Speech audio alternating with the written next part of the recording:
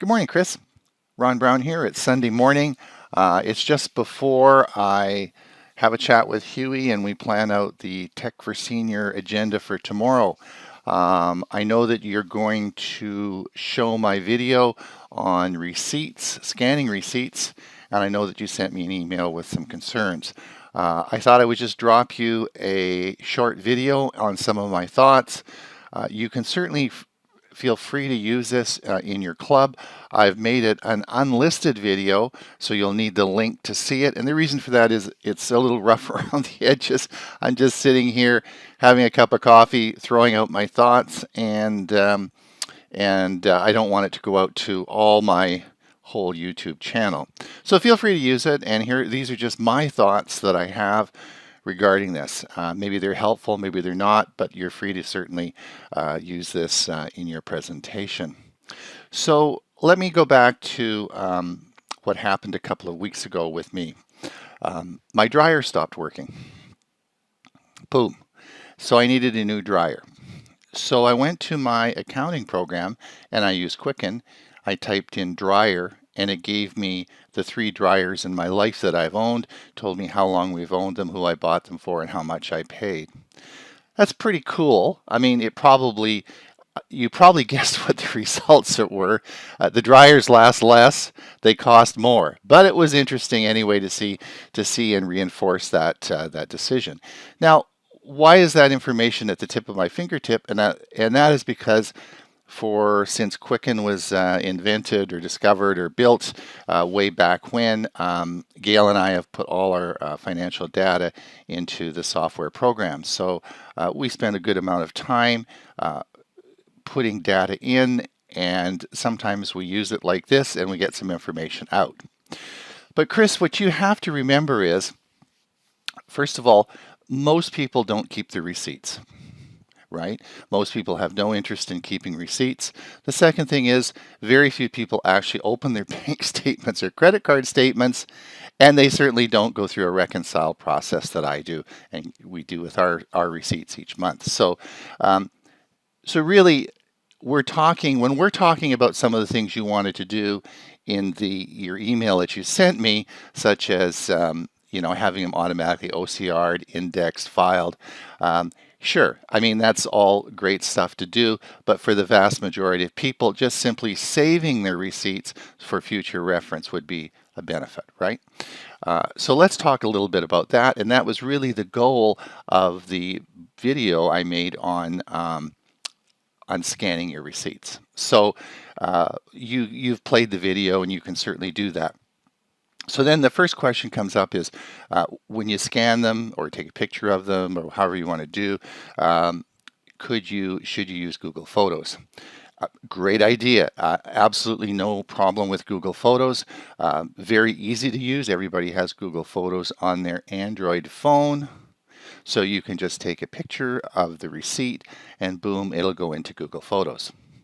If your wife has a phone and she uses Google Photos to take a picture, boom, it goes into Google Photos. Of course, the problem you identified is where do you put it? This is coming in as a picture, right? So do you want it to go with all your pictures? Where are you going to put it? Well, the simplest thing to do is to simply put it in a folder. Maybe have it as a shared folder, so all the receipts that you took and your wife took would all go into one folder and it'd be a shared folder. That's the simplest thing to do. Maybe have a folder for each year. Or you can have as many folders as you want, but you can't have subfolders. You can't put things within things, and you can't start to organize anything. But for the vast majority of people, that's all they need. Simply take a picture, store it in a folder, and you're good. All right, now if you wanted to get into a little more sophisticated way of indexing within Google Photos, here's what I would try to do. Let's take, for example, the year 1910. Very few people are going to have any pictures from 1910, okay? So we're going to use 1910 as our year for our receipts. We're going to say that January is going to be Chris, February is going to be Edith, and March is going to be March is going to be home repairs or home expenses. Okay. Now, so we have a year, we have some months, and now the days. So, for example, the first day of the month is going to be medical receipts. All right, so now what happens with this is, so when Chris takes a picture of a medical receipt, he's going to store that, he's going to put the date on that image as 2010. It's going to be Chris Rosinski, so it's going to be in January, so it would be the 1st of January, and it's also going to be a medical receipt, so it'll be the first day of January. All right.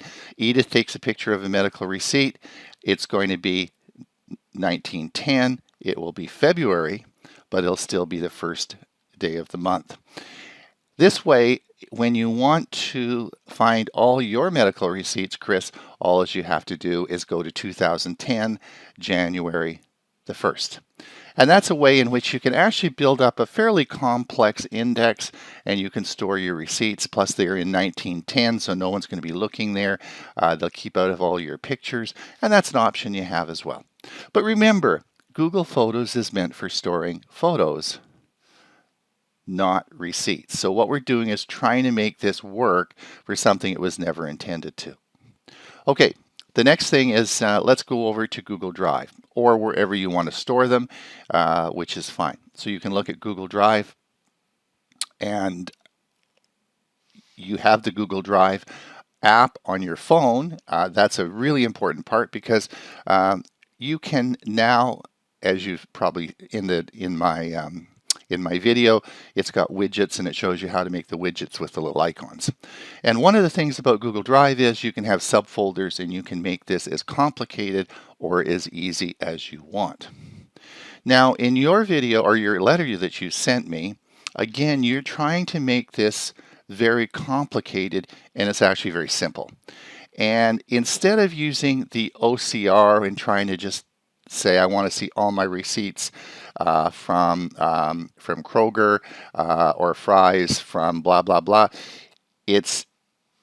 You can't do that. What you need to do is if you want to create a sorting way for these receipts, what you need to do is build subfolders, and you can do that infinitum using Google Drive. Can't do that with Google Photos.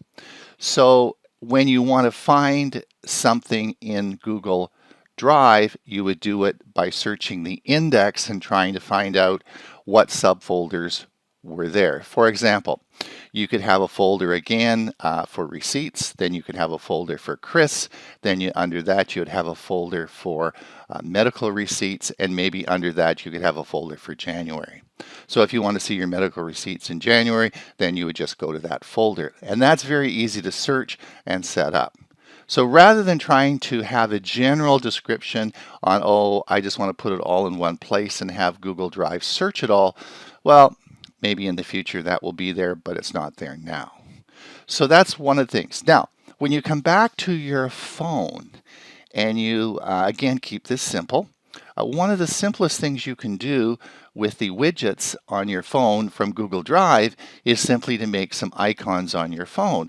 And how many receipts do you really are going to keep, right? Maybe you have grocery receipts, maybe you have some gas receipts, eating out receipts, I don't know, medical receipts. Figure out what you want, but it'd be very easy just to have a button on your phone, put it in a folder, so you come along and say, okay, yep, that's a medical receipt.